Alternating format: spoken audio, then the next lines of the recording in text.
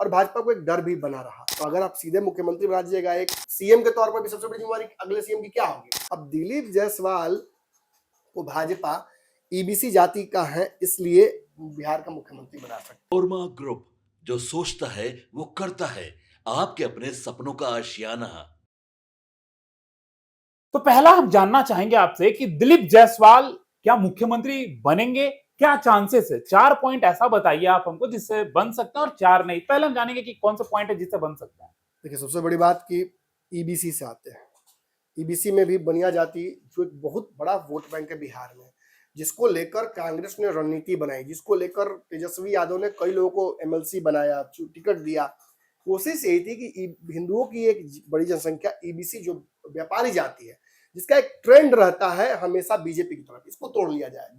भाजपा ना यादव तोड़ पाई, ना ईबीसी को महागठबंधन तोड़ पाया। बिल्कुल। तो ईबीसी बड़ी महत्वपूर्ण है बिहार में, इसकी सबसे बड़ी जनसंख्या है, पिछड़ों का सबसे बड़ा नेतृत्व करता यह है। बाकी जातियां भी इसमें कई हैं, लेकिन बनिया इसमें सबसे ज्यादा है, जो कामगर जातियां हैं, जो पैसा कमाती है, जो बिजनेस करती हैं। उसमें एक महत्वपूर्ण जाति है दिलीप जायसवाल की। अब दिलीप जायसवाल को भाजपा ईबीसी जाति का है, इसलिए बिहार का मुख्यमंत्री बना सकती है। दूसरा, जब मोदी और अमित शाह किसी व्यक्ति को प्रदेश अध्यक्ष बना सकते हैं, तो इट मीन्स कि उसके पीछे आरएसएस का भी बैकिंग है, उसके पीछे एक बड़ी सोच है, एक रणनीति है। तो जब प्रदेश अध्यक्ष बना सकते हैं तो फिर सीएम क्यों नहीं।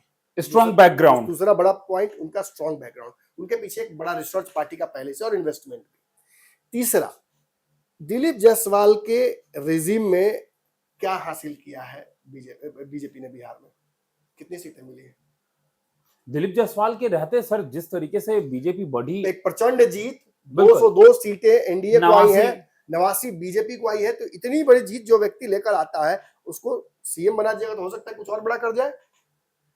और अंतिम जो आरजेडी वाला विधायक को ले आए, चौथा, हाँ देखिए, दिलीप जायसवाल की खासियत यह है कि इनका बैकग्राउंड कोई परमानेंट बीजेपी का रहा नहीं, विभिन्न पार्टियों से होते हुए आए हैं, और जिन पार्टियों से आए हैं उन पार्टियों के कनेक्शंस भी इनके पास हैं। अंदर की बात है, जिसको चाहे उसको अपने पाले में करने की संभावना है। और व्यापारियों का बड़ा सपोर्ट रहता है।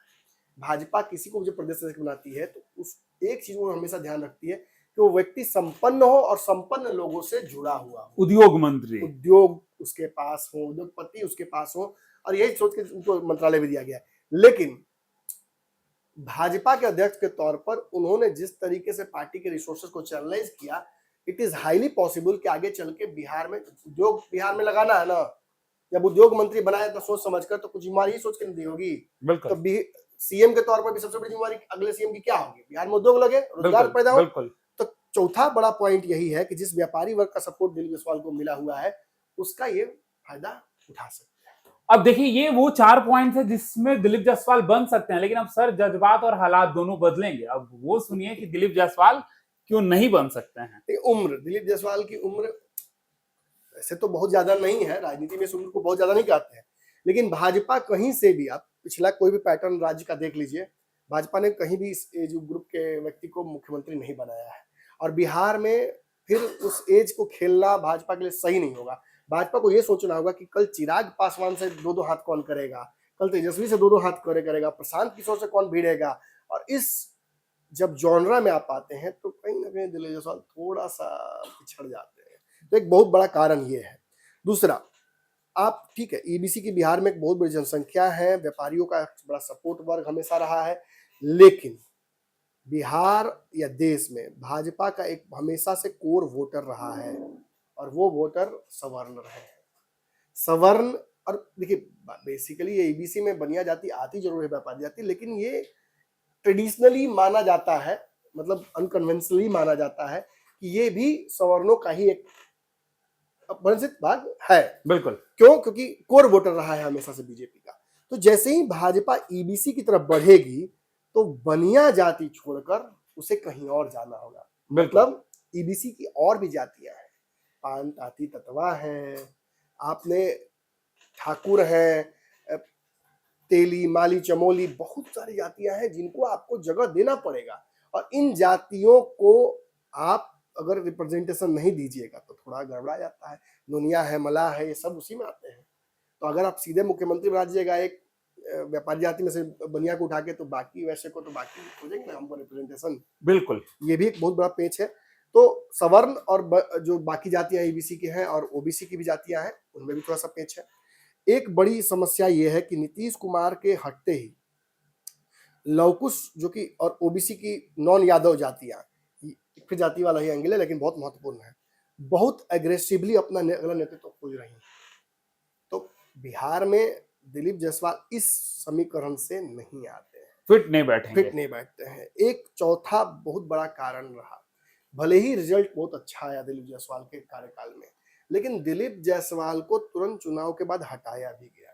दिलीप जायसवाल पर कुछ आरोप भी लगे, प्रशांत ने लगाया था। बिल्कुल। और गुटबाजी का एक बहुत बड़ा समस्या दिलीप जायसवाल के कार्यकाल में उत्पन्न हुआ। बहुत अच्छे से एसेट मैनेज नहीं हुआ है। चुनाव जीत जरूर गए हैं और बेचैनी इतनी हो गई थी लास्ट तक दिलीप जायसवाल के मिसमैनेजमेंट की वजह से, या जो आप कहिए उसको, मैं बहुत खरी बोलता हूँ, उसकी वजह से धर्मेंद्र प्रधान और बाकी सारे दिग्गजों को बिहार भेजना पड़ गया था कि जाइए मैनेज कीजिए। डर लग गया था लोगों को कि दिलीप जायसवाल शायद न कर पाए। तो एक बड़ा कारण ये भी है कि गुटबाजी रोक नहीं पाए, एसेट मैनेजमेंट उतना बढ़िया से नहीं हो पाया जितना कि भाजपा चाहती थी, और भाजपा को एक डर भी बना रहा। दिलीप जायसवाल का अगर पत्ता कटता है तो ये 4 बड़े कारण है, और मुझे लगता भी नहीं कि दिलीप जायसवाल पे दाव भाजपा खेलेगी। खेल जाती तो बहुत मजेदार होगा। तो देखिए, दिलीप जायसवाल के बारे में एक्सपर्टीज जो है हमने नमन सर का लिया है कि दिलीप जायसवाल को क्यों बनाया और क्यों बनाया नहीं जा सकता है। हमने सजाया है ई होम्स पैनोरमा को, हमने बनाया है। ई होम्स मेरा एक सपना था जिसपे मैं पिछले 4 साल से काम कर रहा था। हमने जो बनाया है वो सबने है माना। ई होम्स पैनोरमा में हो आपका भी आशियाना। और फाइनली हमने 2021 में इस प्रोजेक्ट को लॉन्च किया। बहुत लोग अप्रिशिएट कर रहे हैं कि पूर्णिया जैसे शहर में, बिहार के, एक तो बिहार की बात करें उसमें भी पूर्णिया जैसे छोटे जगह में इस तरह का लाइफस्टाइल देना, ये सुन के हम लोगों को बहुत अच्छा लगता है। ई होम्स में हमने कुछ और भी किया है, जैसे हम जिस जगह में रह रहे हैं हमारे फैमिली सिक्योर हो, उनको सिक्योरिटी का ध्यान में रखा है। आपकी सुविधा और सुरक्षा आपके लिए खास है, ये आपका विश्वास है। इसमें आर्टिफिशियल इंटेलिजेंस का 7 लेयर सिक्योरिटी का हमने इस्तेमाल किया है। लस ग्रीन कैंपस को बनाया है। यदि हमारा बाउंड्री वाल है तो वो वर्टिकल गार्डन है।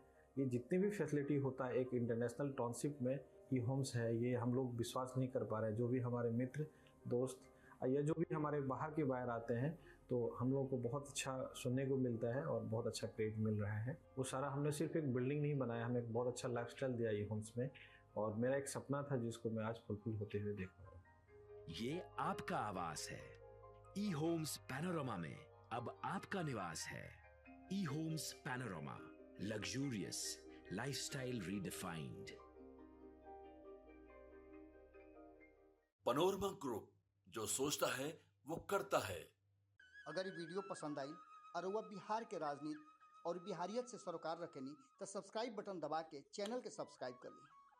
ओजे एगो घंटी बा, ओकरा बटन दबा देला से कुल सटीक और मारक खबर रुआ मुफ्त में मिल जाई। अगर रुआ पत्रकारिता के हमनी के नया प्रयोग में सहयोग कर चाहतानी तो ज्वाइन बटन दबा दी। पेटीएम नंबर नोट कर ली 9386816700।